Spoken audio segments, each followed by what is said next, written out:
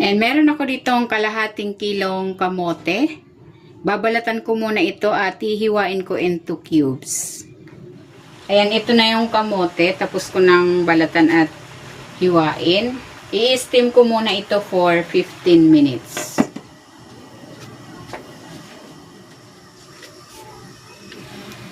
Ayan, ito na yung kamote. Luto na. Hanguin ko na ito. Ayan, habang mainit pa itong kamote, imamash ko na ito.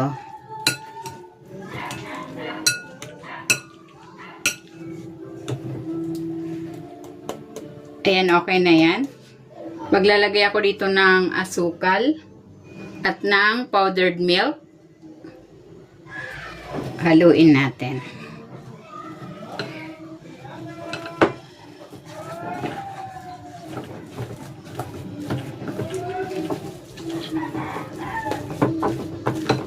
Ayan, okay na ito. Pwede na natin itong balutin. Ayan, meron ako ditong lumpia wrapper na large. Sinati ko lang. Ayan, ganyan yan pagbuo. Piprepare ko lang yung ating wrapper. Ipo-form ko ito na cone. Ito sa dulo, maglalagay ako ng harina na tinunaw sa tubig. Pandikit. Ayan, ganyan.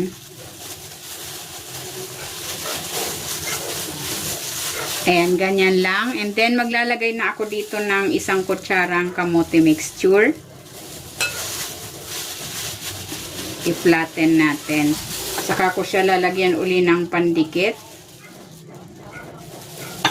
And then, ipo-fold ko.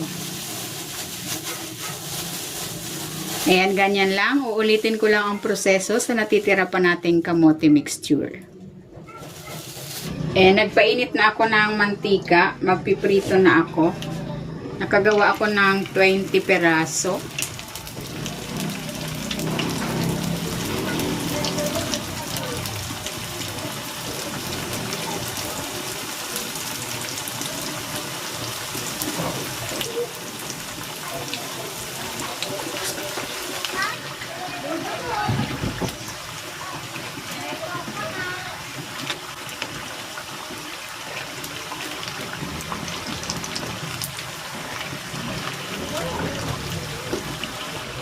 Maglalagay ako ng sugar.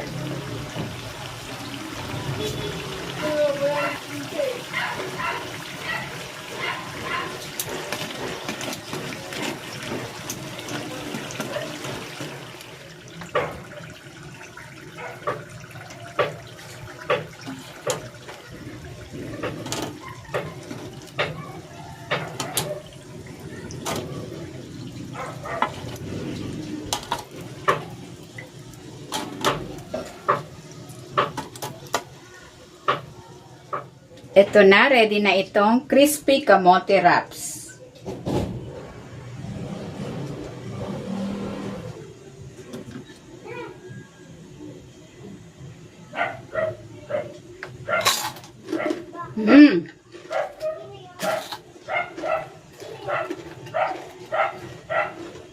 Sarap.